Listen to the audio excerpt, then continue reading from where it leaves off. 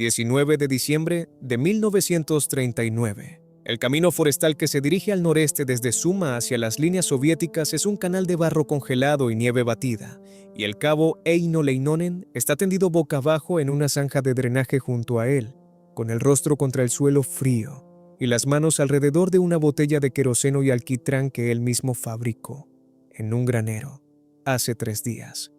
Tiene 23 años. Es un granjero de Karelia. Lleva uniforme desde hace 6 semanas. La temperatura es de menos 31 grados Celsius. Y a menos 31 el alquitrán de la botella se ha espesado hasta convertirse en algo parecido a una pasta, que es de lo que se trata. Se adherirá cuando se rompa. Arderá donde caiga. No se deslizará por el acero. Detrás de él, entre los árboles, otros 4 hombres de la misma sección contracarro se encuentran en posiciones similares, armados de la misma manera, vigilando el camino. Ninguno de ellos ha recibido entrenamiento formal contra carro. No hay cañones contra carro en su sector. No hay apoyo de artillería a su alcance. Lo que hay es el camino, y la oscuridad, y las botellas, y el conocimiento, transmitido por el sargento de la sección a cada hombre a su vez durante los 2 días de preparación previos a esta posición, de que un tanque T-26 tiene una rejilla de ventilación en la cubierta trasera, justo encima del compartimento del motor, aproximadamente 30 por 40 centímetros de malla de acero, y que si una botella de alquitrán encendido cae sobre esa rejilla y permanece allí el tiempo suficiente, el motor se incendia, y entonces la tripulación tiene aproximadamente 90 segundos para elegir entre quemarse vivos o salir a lo que sea que les esté esperando en la oscuridad. Leinonen sabe dónde está la rejilla.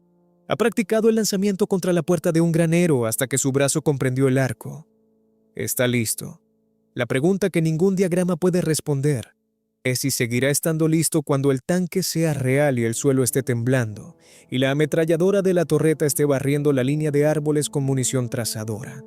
Esa pregunta se responderá en aproximadamente 4 minutos, cuando el tanque de vanguardia de la 35ª Brigada de Tanques Soviética doble la curva a 150 metros al noreste y sus faros barran la nieve. Lo que ocurre en el camino a las afueras de Suma, la noche del 19 de diciembre de 1939, y a lo largo de 5 combates más durante los 6 días siguientes, pertenece a una categoría de la historia militar que el análisis convencional lucha por procesar. Una sección contracarro finlandesa de 5 hombres, equipada con armas incendiarias improvisadas que su propio mando no ha aprobado oficialmente, combatiendo en un terreno que la doctrina blindada soviética ha clasificado como una ruta de aproximación secundaria con un valor defensivo mínimo, logra un recuento de bajas confirmadas e inhabilitaciones contra los blindados soviéticos que el comandante de su regimiento se niega a creer inicialmente y que los relatos soviéticos de la posguerra minimizan durante décadas porque la explicación es vergonzosa. La cuenta documentada de la sección a lo largo de 6 días, 15 tanques destruidos o inhabilitados, 3 más dañados, un cuarto conducido a una zanja congelada donde resulta irrecuperable. Se logra sin un solo hombre muerto, aunque 2 resultan heridos, uno de ellos lo suficientemente grave como para requerir evacuación después del tercer combate. Esta no es la historia de soldados sobrehumanos. Es la historia de lo que sucede cuando hombres que saben exactamente dónde están combatiendo se encuentran con hombres que no lo saben, en condiciones que recompensan a los primeros y castigan a los segundos con absoluta imparcialidad. Es también la historia de un arma tan simple y tan barata que la respuesta inicial del ejército finlandés a los informes sobre su eficacia es el escepticismo, y que hacia el final de la guerra de invierno se ha convertido en la medida contracarro individual más importante del arsenal finlandés. Y es, por debajo de ambas cosas, la historia de un tipo particular de conocimiento. El conocimiento que proviene de crecer en un lugar, de aprender sus sonidos y sus olores y sus patrones de drenaje y la forma en que el frío se asienta de manera diferente en una hondonada que en una cresta, y de lo que vale ese conocimiento cuando el ejército de otra persona decide avanzar a través de él. Para entender lo que hacen Leinonen y su sección y por qué es posible, hay que entender el paisaje que los forma antes de que cualquier guerra les dé una razón para usar lo que saben. El Istmo de Karelia en diciembre de 1939 no es un paisaje que perdone la falta de atención. Entre el Golfo de Finlandia al sur y el lago de Ládoga al norte, el istmo se estrecha hasta quedar en aproximadamente 60 kilómetros, y a lo largo de esa anchura, el terreno es un problema para un planificador militar y el hogar para un granjero finlandés. Un denso bosque de pinos y abedules cubre la mayor parte de la tierra, interrumpido por lagos congelados y humedales que parecen, en un mapa, terreno abierto, y son en la práctica o bien puntos de cruce, o bien zonas de exterminio dependiendo enteramente de quién se aproxime a ellos y desde qué dirección. Los caminos a través de este bosque son pocos y están mal mantenidos, y son caminos porque el bosque entre ellos no es transitable por vehículos a ninguna velocidad que constituya un avance militar. Este hecho, obvio para cualquiera que haya pasado un invierno en Karelia, invisible para cualquiera que no lo haya hecho, es el cimiento sobre el cual descansa toda la estrategia defensiva finlandesa. Una columna de tanques soviéticos no puede avanzar a campo traviesa a través del bosque de Karelia en diciembre. No puede cruzar humedales congelados sin arriesgarse a un hielo que no soportará 30 toneladas de acero. Debe usar los caminos. Y los caminos, cada uno de ellos, están flanqueados por árboles y oscuridad, y por la posibilidad de que los hombres que crecieron en esos árboles estén esperando en las zanjas junto a ellos. Leinonen crece a 6 kilómetros de la posición que ahora ocupa. Ha cazado en estos bosques desde que tenía 12 años. Conoce los patrones de drenaje del suelo bajo la nieve, lo cual importa porque el suelo anegado no se congela de manera tan sólida como el suelo seco, y un hombre que lo pisa en la oscuridad se hunde hasta la rodilla. Sabe qué tramos del camino están lo suficientemente elevados como para recortar la silueta de un vehículo contra el cielo, y qué tramos discurren en trincheras entre terraplenes que canalizarían un tanque en llamas lejos de la línea de árboles. Sabe, con la precisión de un hombre que ha caminado por estos caminos en todas las estaciones, exactamente hasta dónde llega el sonido en una noche serena a menos 30 grados, lo cual es más lejos de lo que la mayoría de la gente espera, y es la razón por la que la sección ha mantenido un silencio absoluto durante las últimas 2 horas, a pesar del frío que se abre paso a través de cada capa de ropa hacia los músculos de abajo. Sabe que la zanja de drenaje en la que se encuentra tendido se llena con el deshielo de la nieve en primavera, lo que significa que el suelo debajo de él es ligeramente menos denso que el suelo a ambos lados, lo que significa que la nieve se ha acumulado sobre ella y la ha nivelado con el paisaje de forma tan completa que desde el camino es invisible. No ha pensado en ninguna de estas cosas conscientemente esta noche. Ha vivido con todas ellas desde la infancia. Los tanquistas soviéticos que bajan por este camino esta noche no conocen ninguna. Fueron reunidos en Leningrado hace 3 semanas. Sus mapas muestran el camino como una ruta. Sus órdenes dicen avanzar. Su tanque tiene un buen motor y un blindaje adecuado, y una tripulación de 4 hombres que hacen lo mejor que pueden en condiciones para las que su entrenamiento no los ha preparado, en un país que les han dicho que los recibirá con los brazos abiertos, en una noche tan fría que el metal del exterior del tanque quema la piel expuesta al contacto. El cóctel Molotov, el arma en la mano de Leinonen, no es un invento finlandés, aunque Finlandia le da un nombre que perdura. Las botellas incendiarias improvisadas habían aparecido en varias formas en la Guerra Civil Española, donde las milicias republicanas las utilizaron contra los tanques nacionales con resultados variables según el método de lanzamiento y el material inflamable de su interior. La Unión Soviética también las despliega. La propaganda soviética en Finlandia ha estado afirmando a lo largo de noviembre de 1939 que la Fuerza Aérea Roja está lanzando pan y mantequilla al pueblo finlandés, regalos humanitarios de un Estado socialista, hermano. Los soldados finlandeses, con el humor particular de la gente cuyo país está siendo bombardeado, bautizan sus botellas incendiarias con el nombre del ministro de Asuntos Exteriores soviético, Vyacheslav Molotov, quien anuncia estas entregas de alimentos. Si los soviéticos envían las canastas de pan de Molotov desde el aire, los finlandeses enviarán los cócteles de Molotov a cambio. El nombre se propaga más rápido de lo que cualquier comunicación oficial puede transmitirlo. A mediados de diciembre, es como cada soldado finlandés en cada sector del frente llama a la botella que tiene en la mano, independientemente de cómo llame el sistema oficial de suministro al artículo o de si el sistema oficial de suministro se ha decidido ya a distribuirlo.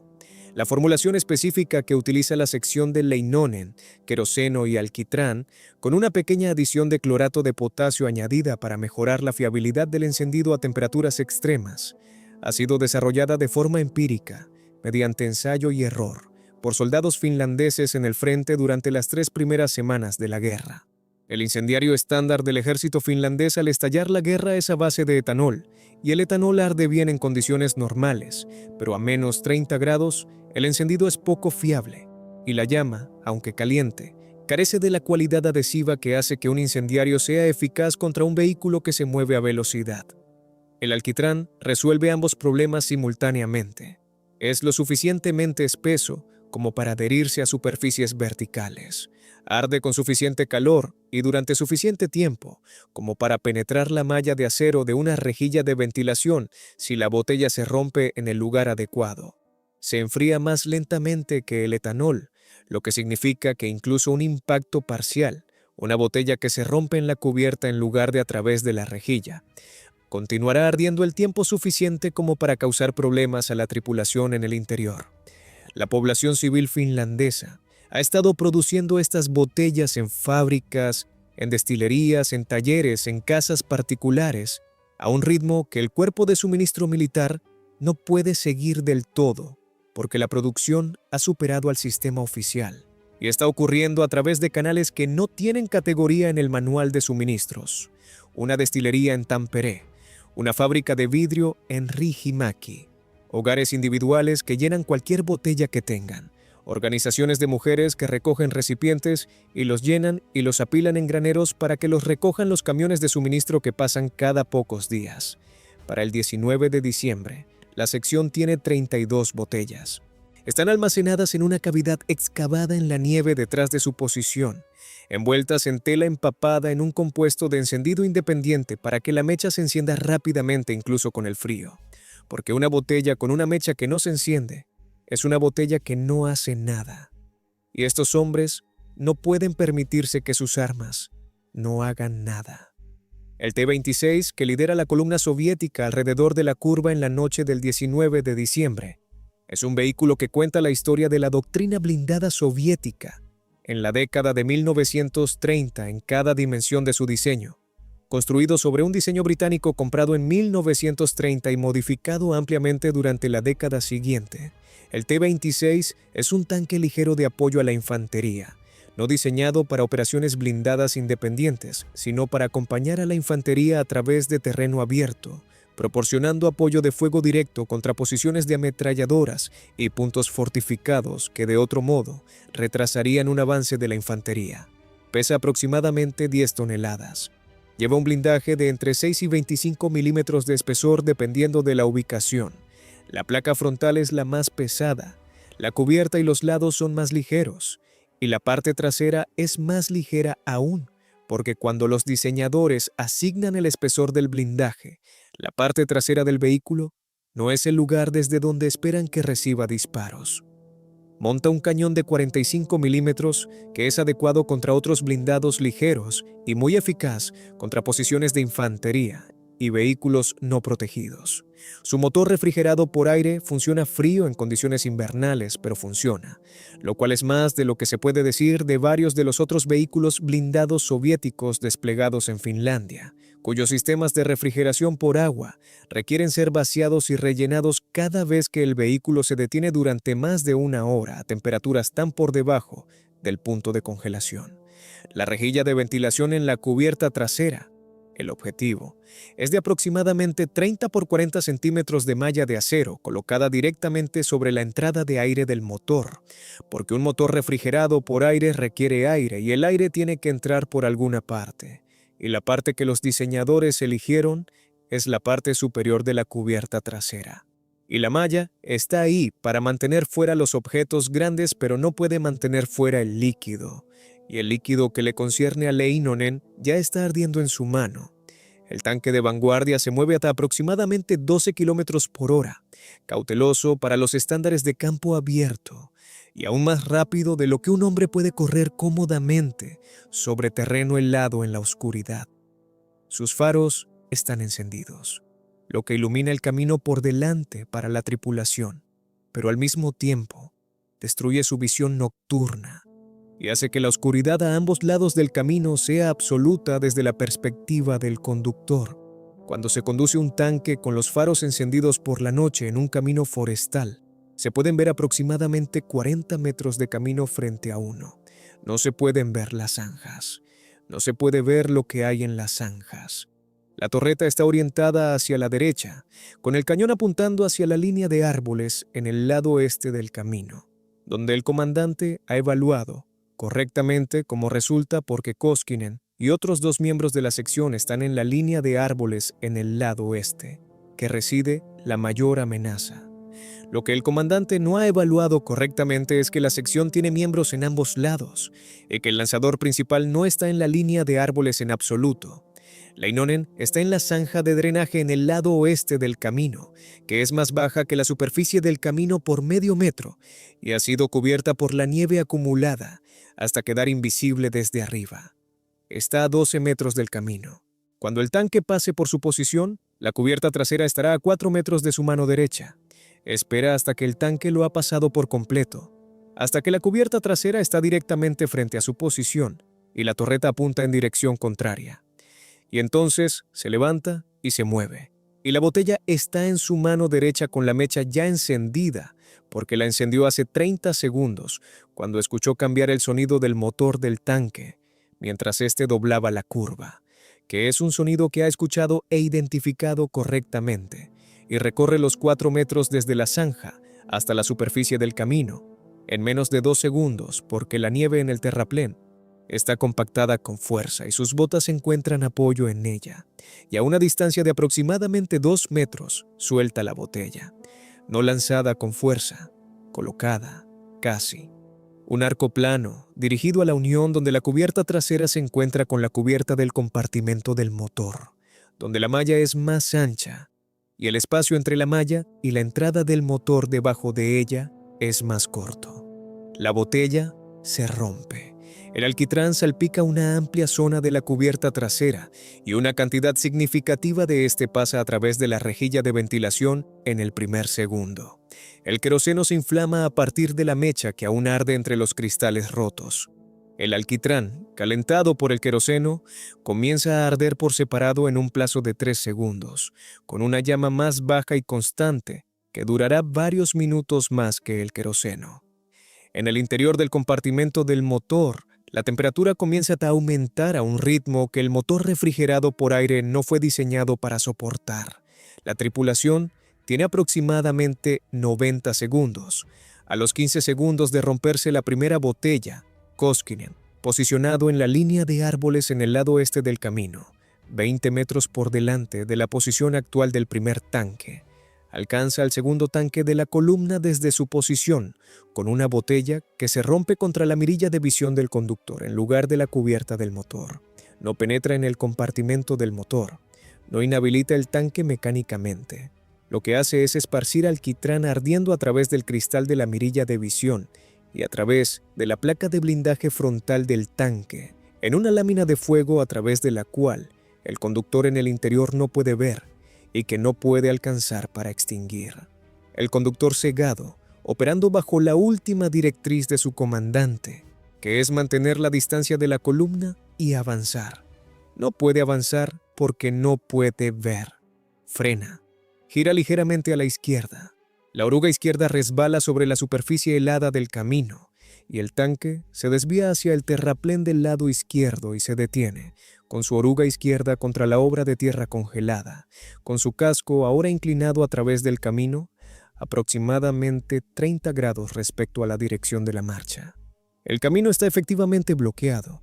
El tercer tanque de la columna, que dobla la curva 100 metros más atrás, desacelera, mientras su conductor intenta comprender qué significa la luz ardiente de adelante y si debe detenerse o continuar.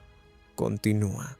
porque sus órdenes dicen avanzar y no ha recibido órdenes de detenerse. Choca contra la parte trasera del segundo tanque a velocidad reducida. La columna está ahora atascada en la curva con 2 vehículos en contacto, uno ardiendo en su cubierta trasera de adentro hacia afuera y la infantería que sigue a los blindados está 50 metros atrás, a la vuelta de la curva, y aún no puede ver hacia qué está avanzando. Lo que hace la sección en los siguientes 4 minutos no es una improvisación. Es la ejecución de un plan que el sargento Billy McKinnon ha elaborado de antemano a lo largo de 2 días completos de preparación, con una especificidad que los historiadores militares que examinan los informes de la acción posterior al combate encuentran más tarde notable para un suboficial que trabaja sin acceso a una doctrina contra carro oficial, sin un precedente que estudiar y sin ninguna garantía de que lo que está planeando vaya a funcionar en absoluto. McKinnon tiene 34 años. Es un granjero de una aldea a 12 kilómetros al norte de Suma. Está en la Guardia Civil desde 1928 y ha estado pensando en el problema de los blindados soviéticos desde que la situación política comenzó a deteriorarse en octubre de 1939, lo que significa que ha estado pensando en ello durante 2 meses antes de que comience la guerra y 3 semanas después de iniciada la guerra, antes de esta noche en particular. ¿Comprende? Antes del primer enfrentamiento, que el arma que lleva su sección les da una oportunidad significativa por tanque, y que la secuencia de la oportunidad tiene que gestionarse con disciplina porque no habrá segundas oportunidades. No se puede usar un cóctel Molotov contra un tanque cuyo comandante es consciente de su posición y ha girado la torreta para cubrirla. El giro de la torreta en un T-26 es manual y requiere varios segundos para completar 90 grados de arco, pero varios segundos son suficientes si uno está de pie al descubierto intentando encender una mecha. El plan que diseña McKinnon aborda esto con una lógica que es, en retrospectiva, elegante y en el momento de su ejecución brutalmente eficaz. No se ataca a los tanques en el orden en que se puede llegar a ellos. Se ataca a los tanques en el orden que crea problemas para los otros tanques. El segundo tanque antes de que la tripulación del primer tanque pueda transmitir una advertencia por radio. El tercer tanque mientras el segundo tanque todavía está creando una obstrucción en el camino que ocupa al conductor del tercer tanque. Se fabrica una situación en la que los objetivos disponibles están ardiendo, bloqueados, confundidos o mirando en la dirección equivocada, y luego se trabaja a través de ellos sistemáticamente, desde la parte trasera de la sección atascada hacia adelante, hasta que las botellas se agotan, o la oportunidad se cierra, o la infantería los alcanza, lo que ocurra primero. El 19 de diciembre, la sección utiliza 7 botellas y logra 3 bajas confirmadas antes de que la infantería soviética, corriendo hacia adelante a lo largo del borde del camino desde su posición 50 metros detrás de la columna, alcance la línea de árboles del este y comience a disparar hacia los árboles.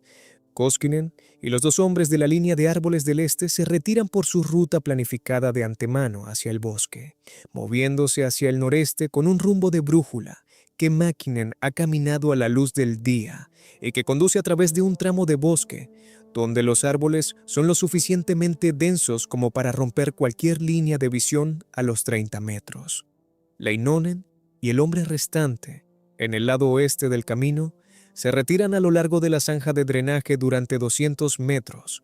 Luego cruzan el camino, en un tramo donde el terraplén a ambos lados es lo suficientemente alto como para ocultarlos por completo de cualquiera que esté junto a los vehículos atascados. Y luego se unen al grupo del este en la ruta del bosque. Toda la sección se está moviendo hacia el noreste a los 90 segundos de la señal de retirada de McKinnon, que es un único silbido bajo. Están de regreso dentro de las líneas finlandesas 20 minutos después de que la primera botella sale de la mano de Leinonen. Detrás de ellos en el camino, 3 tanques T-26 están diversamente ardiendo, bloqueados e inmovilizados. La columna soviética se ha detenido. Y el avance que exigen las órdenes operativas de la 35ª Brigada de Tanques hacia adelante, hacia la línea Mannerheim, manteniendo la presión, explotando cualquier brecha en las posiciones defensivas finlandesas, ha sido detenido por completo por 5 hombres, 7 botellas y una zanja de drenaje, en un camino que el plan operativo soviético describe como un eje de aproximación secundario sin presencia defensiva significativa. El comandante del regimiento, que recibe el informe de la acción posterior al combate de Mäkinen a la mañana siguiente, lo lee 2 veces. 3 tanques, 5 hombres, armas improvisadas, ninguna baja en el bando finlandés, 20 minutos de contacto. Los números ocupan un espacio fuera de sus categorías existentes para lo que una sección de 5 hombres puede lograr en un solo enfrentamiento. Llama a Mäkinen a su puesto de mando y le pide que describa el ataque desde el principio. Mäkinen lo describe con el mismo lenguaje plano y fáctico que utiliza en el informe escrito. El comandante le pregunta si la sección utilizó alguna otra arma que no fueran los incendiarios. Mäkinen dice que no. El comandante le pregunta si se ha verificado que los 3 tanques están destruidos o si algunos de ellos podrían haber sido recuperados. Mäkinen dice que la patrulla de reconocimiento enviada hacia adelante con la primera luz del día informa de 2 cascos todavía ardiendo y uno con la escotilla de la torreta abierta y sin tripulación visible en el interior, lo que él interpreta como una evacuación de la tripulación, lo que significa que el fuego interior alcanzó el punto en el que la tripulación prefirió las alternativas del exterior. El comandante escribe en su diario de operaciones que el rendimiento de la sección requiere verificación mediante reconocimiento adicional, pero que la evidencia física respalda el informe. Lo envía al cuartel general de la división con una nota en la que recomienda que se priorice el suministro adicional de armas incendiarias improvisadas para las secciones contracarro en todo el frente de la división y que el enfoque táctico del sargento Mäkinen se documente con suficiente detalle para que otros comandantes de sección puedan replicarlo. Este informe e informes similares que llegan desde al menos otros 4 sectores del frente finlandés en la misma semana de diciembre de 1939 es el origen documental de lo que se convierte en la doctrina contracarro oficial finlandesa en el plazo de 2 semanas. La rapidez de la respuesta institucional, de informe de campo a doctrina oficial en 14 días, refleja algo sobre el ejército finlandés en este periodo que es tan importante como cualquier innovación táctica individual. El ejército finlandés ha entrado en esta guerra sabiendo que no puede igualar a la Unión Soviética en número, en blindados, en artillería o en poder aéreo. Lo que sí puede hacer es aprender más rápido de lo que requiere el ritmo operativo soviético. El cóctel Molotov es una de aproximadamente una docena de adaptaciones tácticas que las unidades finlandesas desarrollan en las 3 primeras semanas de la guerra y que el ejército finlandés adopta formalmente y distribuye en un mes. Trajes de camuflaje blancos, infiltración de tropas en esquís en las zonas de retaguardia soviéticas, obstáculos contracarro improvisados construidos con cualquier madera que esté disponible. El uso de bengalas de señales para coordinar ataques entre unidades que no pueden comunicarse por radio porque las radios se congelan. Cada una de estas innovaciones sigue el mismo camino. Un soldado en el frente resuelve un problema con lo que tiene, se informa de la solución. El ejército finlandés la emite como doctrina. Para enero de 1940, el cóctel Molotov está siendo producido y distribuido por el sistema de suministro del ejército finlandés, a un ritmo de aproximadamente 40.000 botellas por semana. La red de producción civil que ha estado operando a través de canales informales desde diciembre es absorbida por el sistema oficial de suministro sin ser interrumpida, porque el ejército finlandés es lo suficientemente pragmático como para reconocer que lo que está funcionando no debe reorganizarse simplemente porque no se originó en el lugar correcto de la jerarquía de suministros. Para el final de la guerra de invierno, los equipos de recuperación de blindados finlandeses que examinan los restos a lo largo del frente de Karelia atribuyen la destrucción o inhabilitación de más de 2.000 vehículos blindados soviéticos a armas incendiarias de este tipo, una cifra que los historiadores soviéticos de la posguerra discuten. Las estadísticas oficiales soviéticas de pérdidas de tanques de la guerra de invierno permanecen clasificadas hasta principios de la década de 1990, pero que los equipos finlandeses que examinan la evidencia física encuentran consistentemente conservadora en lugar de inflada. La segunda acción, llevada a cabo el 21 de diciembre, en una posición que Mäkinen selecciona a 2 kilómetros al noroeste del lugar del 19 de diciembre. produce el mejor resultado en un solo enfrentamiento de los 6 días. 4 tanques, 4 bajas confirmadas. La diferencia es la elevación. McKinnon encuentra un tramo de camino donde el terraplén del lado oeste se eleva empinadamente durante aproximadamente 4 metros, antes de nivelarse en una repisa de terreno que es invisible desde el camino y que domina la plataforma del camino a un ángulo de aproximadamente 35 grados. Desde esta posición, un hombre que lanza una botella hacia abajo sobre la cubierta trasera de un tanque no necesita apuntar a la rejilla de ventilación con ninguna precisión particular, porque el líquido vertido o lanzado desde arriba fluye hacia cada abertura disponible bajo el efecto de la gravedad. Una botella lanzada horizontalmente debe romperse dentro de un área objetivo estrecha para lograr una penetración efectiva en el compartimento del motor. Una botella dejada caer desde arriba se rompe en la cubierta y distribuye su contenido en cada hueco y ranura simultáneamente. Los 4 tanques arden en secuencia a lo largo de aproximadamente 8 minutos. La infantería que acompaña a la columna, que viaja dentro de trineos de suministro abiertos porque la temperatura de menos 32 grados hace que la marcha sostenida al ritmo de la columna sea fisiológicamente insostenible para soldados que ya han estado en movimiento durante varias horas.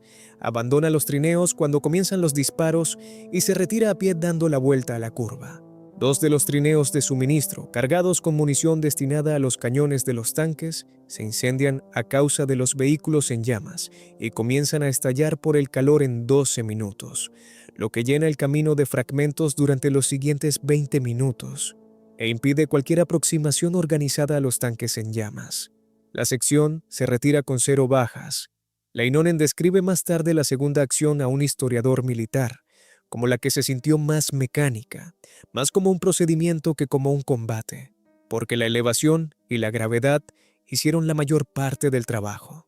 La tercera acción, el 22 de diciembre, es la que les recuerda a la sección que nada es seguro. Un elemento de reconocimiento de vanguardia soviético, 3 hombres con una radio, posicionados varios cientos de metros por delante de la columna principal y encargados específicamente de identificar actividad inusual a lo largo del camino, antes de que los blindados avancen. Ve a Koskinen moviéndose hacia su posición en la línea de árboles del este. El informe del observador se envía de vuelta por radio. El comandante de la columna, en lugar de detenerse y reorganizarse, ordena al tanque de vanguardia abrir fuego inmediatamente con su ametralladora hacia la línea de árboles del este mientras continúa avanzando, bajo la teoría de que la amenaza es un francotirador finlandés en lugar de una sección contracarro posicionada. El fuego de la ametralladora comienza 30 segundos antes de que el tanque de vanguardia alcance la posición preparada de la sección. Koskinen es alcanzado en el brazo izquierdo por un proyectil que entra a través de la capa exterior de su ropa de invierno y pasa a través del músculo de su brazo sin impactar en el hueso. No cae inmediatamente, ya está comprometido con su lanzamiento. Lanza la botella. Esta falla la rejilla del motor. La repentina aceleración del tanque y su ligero movimiento hacia la izquierda debido al intento del conductor de presentar un objetivo más pequeño cambian la geometría del lanzamiento por aproximadamente 40 centímetros y se rompe contra la parte trasera de la torreta. El fuego resultante quema el exterior de la torreta y la cubierta trasera, pero no penetra en el compartimento del motor y no inhabilita el tanque. Koskinen cae. El tercer hombre de la sección, posicionado para apoyar a Koskinen, lo saca de la línea de árboles bajo el fuego. El resto de la sección entabla combate con sus botellas restantes, en una situación que ahora está tácticamente desorganizada. La secuencia que McKinnon ha planeado depende de que el primer tanque sea inhabilitado inmediatamente, y no ha sido así, lo que significa que el segundo y tercer tanque de la columna son ahora conscientes de que una emboscada está en progreso y sus comandantes están buscando objetivos activamente. La sección logra una baja confirmada y una probable del enfrentamiento restante antes de que McKinnon señale la retirada. Sacan a Koskinen.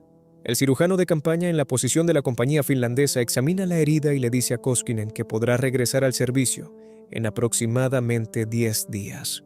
Está de vuelta con la sección para el quinto enfrentamiento, 8 días después.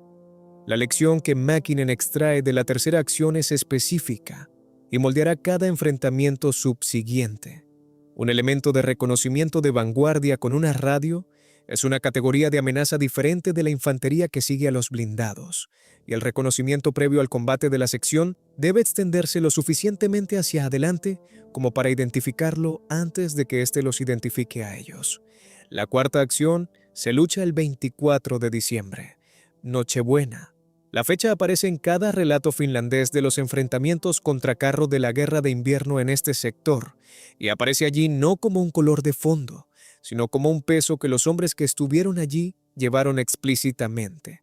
La Navidad en Finlandia en 1939 no es una anotación en el calendario. Es el centro del año doméstico, el evento en torno al cual se organiza la vida familiar finlandesa de la misma manera en que se ha organizado durante generaciones. Y cada soldado finlandés en el frente el 24 de diciembre es consciente, con una especificidad que la fecha hace inevitable, de que está aquí en lugar de allá. La sección de Mäkinen está en posición en el camino de Suma para las 4 en punto de la tarde, cuando la oscuridad ya es completa y la temperatura ha bajado a menos 34 grados Celsius. Leinonen ha estado manteniendo 2 de las botellas dentro de su abrigo contra su cuerpo durante la última hora para mantener la viscosidad del alquitrán, porque a menos 34 grados el alquitrán sin calentamiento se espesa más allá del punto en el que se esparcirá eficazmente con el impacto. 3 tanques bajan por el camino, 2 bajas confirmadas. El tercero se retira por sus propios medios con su compartimento del motor humeando, moviéndose de vuelta a la vuelta de la curva, antes de que el fuego en el interior alcance el punto de inhabilitación.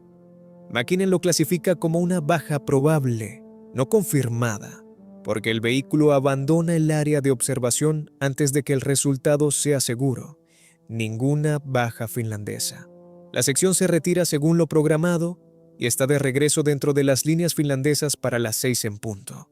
Se ha preparado una comida. No hay ceremonia.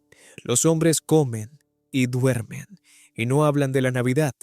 El quinto y sexto enfrentamiento, el 26 y 27 de diciembre, llevan a la sección contra una adaptación que demuestra la capacidad del mando soviético para aprender de fallas tácticas específicas incluso cuando lucha por adaptar su doctrina más amplia. El camino es ahora precedido, antes de cada movimiento de blindados, por un equipo de reconocimiento en esquís de 2 a 4 hombres que se mueven de 3 a 400 metros por delante del tanque de vanguardia, revisando las zanjas y la línea de árboles a ambos lados antes de que la columna avance. Esta es una respuesta directa al patrón que el mando soviético ha identificado a partir de los informes de las tripulaciones supervivientes y de la evidencia física en los lugares de emboscada. Los atacantes finlandeses están en las zanjas, no en la línea de árboles, y están atacando desde corta distancia. El equipo en esquís tiene como objetivo hacerlos salir antes de que lleguen los blindados. Mäkinen ha anticipado esta posibilidad desde la tercera acción y ha ajustado el despliegue de su sección en consecuencia. En lugar de colocar a sus hombres en las zanjas más cercanas al camino, los posiciona en los terraplenes por encima de las zanjas, en un terreno por debajo del cual el equipo en esquís pasará en lugar de a través de él. El ángulo de lanzamiento es peor. La distancia desde la parte superior del terraplén hasta el centro del camino es de 8 a 10 metros en lugar de 4 a 6. Y la probabilidad de un impacto de la primera botella en la rejilla de ventilación disminuye significativamente. Pero la sección permanece sin ser detectada a lo largo de ambos enfrentamientos. Y a distancias de 8 a 10 metros, es probable que un fallo en la rejilla del motor caiga en la cubierta y produzca un fuego en la cubierta que ocupará a la tripulación, y potencialmente se extenderá al compartimento del motor con el tiempo. La quinta acción produce 2 bajas confirmadas y un vehículo dañado.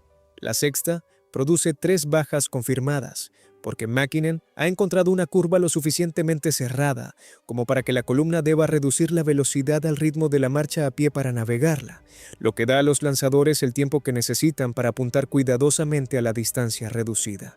El total de 6 días se sitúa en 15 bajas confirmadas o inhabilitadas, 3 dañados, 1 probable no confirmado.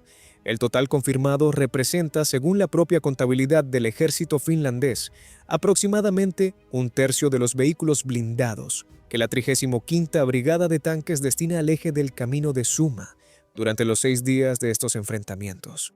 Los diarios de operaciones de la brigada, que pasan a ser accesibles para los historiadores finlandeses después de que los archivos soviéticos se abren parcialmente en 1992 y 1992, muestran que el eje del camino de Suma es rebajado formalmente de ruta de avance primaria a posición de contención secundaria el 28 de diciembre, un día después de la sexta acción, con la anotación de que las defensas contra carro en la ruta son más fuertes de lo anticipado y que el análisis de costo-beneficio de la presión blindada continua en este eje no justifica las pérdidas de vehículos. El esfuerzo principal de la brigada se desplaza 3 kilómetros al oeste, a un camino donde la densidad defensiva es menor. El camino de Suma, que 5 hombres han estado conteniendo con botellas y conocimiento, y la ventaja particular de saber exactamente dónde están, deja de ser el problema que ha sido durante 6 días. Es simplemente un camino a través de un bosque finlandés, flanqueado por zanjas en la oscuridad. El significado más amplio de lo que logra la sección habita en la intersección de 2 problemas que la guerra de invierno obliga a salir a la luz simultáneamente y que los analistas militares que estudian el conflicto han estado desentrañando desde entonces. El primero es el problema de la capacidad contracarro en un ejército que no tiene ninguna y debe desarrollarla a partir de la nada en medio de una guerra que no eligió y que no puede permitirse el lujo de perder. El ejército finlandés entra en la guerra de invierno con menos de 100 cañones contracarro distribuidos a lo largo de un frente de más de 1.300 kilómetros. Las matemáticas de esa distribución no son compatibles con una defensa contracarro organizada en el sentido convencional. Lo que el ejército finlandés tiene en su lugar es el terreno y hombres que lo comprenden, y la decisión institucional, tomada con rapidez y sin obstrucciones burocráticas, de permitir que esos hombres desarrollen soluciones que el programa oficial de entrenamiento no ha proporcionado. El arma incendiaria improvisada es el producto más visible de esa decisión, pero no es el único. A lo largo del frente finlandés, en diciembre de 1939, los soldados y los comandantes de pequeñas unidades están desarrollando y reportando soluciones eficaces a problemas específicos, a un ritmo que el estamento de entrenamiento del ejército finlandés nunca ha producido y con el que su sistema de suministro apenas puede mantener el paso. El cóctel Molotov se eleva desde la iniciativa individual hasta la doctrina oficial en 14 días, porque el ejército finlandés ha creado las condiciones en las que las buenas soluciones pueden viajar hacia arriba más rápido de lo que las malas situaciones pueden extenderse hacia abajo. Esto no es un accidente de la cultura militar.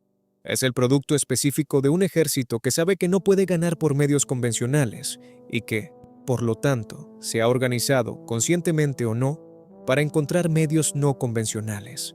El segundo problema es el modo de fallo específico de la doctrina blindada soviética en terrenos boscosos a temperaturas extremas. Un fallo que la guerra de invierno revela con una plenitud que los analistas militares soviéticos encuentran incómoda y de la cual los observadores alemanes que estudian el conflicto extraen conclusiones incorrectas. Los tanques de las series T-26 y VT, que constituyen el grueso de los blindados soviéticos en Finlandia, están diseñados para operaciones de armas combinadas en las que la infantería acompaña a los blindados en estrecha coordinación, y cada uno protege al otro de las amenazas que no puede abordar por sí solo. Los blindados sin infantería son vulnerables a los hombres en las zanjas. La infantería sin blindados es vulnerable al fuego directo. El equipo de armas combinadas funcionando correctamente no es vulnerable a ninguno de los dos. En el bosque de Karelia, en diciembre de 1939, el equipo de armas combinadas no funciona correctamente porque el terreno y la temperatura separan a sus componentes. La infantería no puede mantener el ritmo de la columna con los blindados que se mueven por caminos helados a temperaturas que merman la capacidad física, a un ritmo que los planificadores soviéticos no han tenido en cuenta. La infantería se queda atrás. Los blindados avanzan solos. Y solos en un camino forestal finlandés, los blindados son exactamente tan vulnerables como Mäkinen comprendió que lo serían cuando planeó su primer enfrentamiento. Esto no es un fallo de los soldados o tanquistas soviéticos individuales, la mayoría de los cuales se desempeñan con competencia y a menudo con coraje en condiciones para las que nada en su entrenamiento los ha preparado. Es el fallo de un concepto operativo que fue diseñado para un paisaje diferente y una estación diferente, y que el mando soviético no comprende plenamente que está fallando hasta que la evidencia se ha acumulado hasta un punto en el que no se puede justificar con excusas. Viljo Mäkinen es ascendido a subteniente después de que la Guerra de Invierno termina en marzo de 1940. Combate en la Guerra de Continuación de 1941 a 1944 y sobrevive a ella. Regresa a su granja después del armisticio y concede una entrevista formal a un historiador militar finlandés en 1962, en la que describe las acciones del Camino de Suma, con el mismo lenguaje plano y fáctico que utiliza en sus informes originales de la acción posterior al combate. No utiliza la palabra heroísmo, no describe lo que hace la sección como extraordinario, lo describe como la aplicación de los medios disponibles a un problema específico, ejecutada con cuidado y preparación. El historiador que lo entrevista nota después que Mäkinen parece genuinamente desconcertado por la idea de que lo que él y su sección hicieron requiera una explicación especial. Para Mäkinen, la explicación es simple. Ellos sabían dónde estaban. Los otros hombres, no. Todo lo demás se derivó de eso. Eino Leinonen regresa a su hogar en Karelia después de que se firma el Tratado de Paz de Moscú, en marzo de 1940. Su granja está en el territorio que Finlandia cede a la Unión Soviética en el tratado, aproximadamente el 11% de la superficie terrestre de preguerra de Finlandia, incluyendo todo el istmo de Karelia y su ciudad industrial de Viipuri, transferido a cambio de que Finlandia conserve su independencia, su gobierno y su existencia como nación soberana.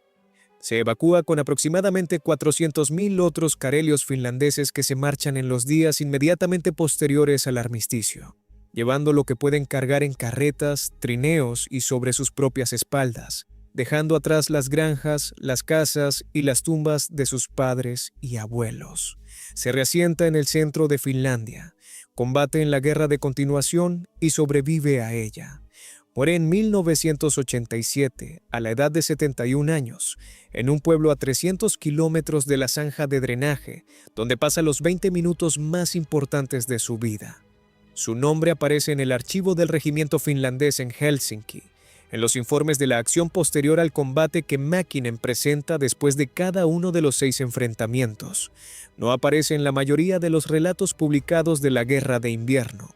Los tanques que destruye aparecen en los registros de pérdidas de la 35ª Brigada de Tanques Soviética, como destruidos por fuego contra carro enemigo, lo cual es técnicamente exacto.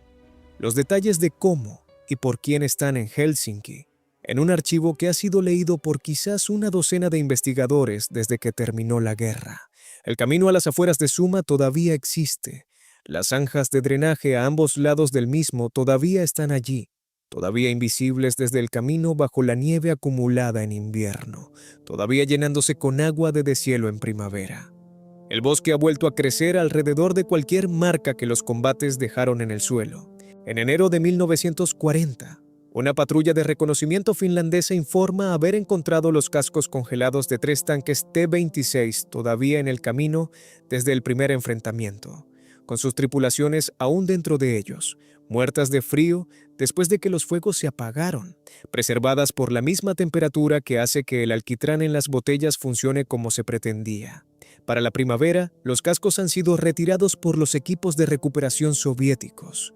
Nada marca el lugar ahora, excepto la curva en el camino, que tiene la misma geometría que ha tenido siempre, y los árboles, que son más altos de lo que eran en 1939, y el frío, que es exactamente el mismo que hacía en la noche en que un granjero de 23 años salió de una zanja con una botella ardiendo en la mano y recorrió 4 metros de camino congelado en menos de 2 segundos, y cambió de una manera pequeña, local y completamente inadvertida, el curso de la guerra que intentaba borrar al país del que procedía. Si esta historia te conmovió, dale me gusta y suscríbete. Encontramos estas historias olvidadas cada uno de los días. Deja un comentario y cuéntanos. Cuando piensas en lo que sucedió en ese camino a las afueras de Suma, ¿qué te llama más la atención? que 5 hombres con botellas caseras detuvieran una columna blindada 6 veces en 6 días sin perder a un solo hombre, o que el mando soviético tardara una semana completa en cambiar la ruta alrededor de una posición defendida por una sección sin cañones y con 32 botellas. Leo cada comentario, y en este genuinamente quiero saber lo que piensas. Y mira este próximo video. No vas a creer lo que hicieron estos hombres.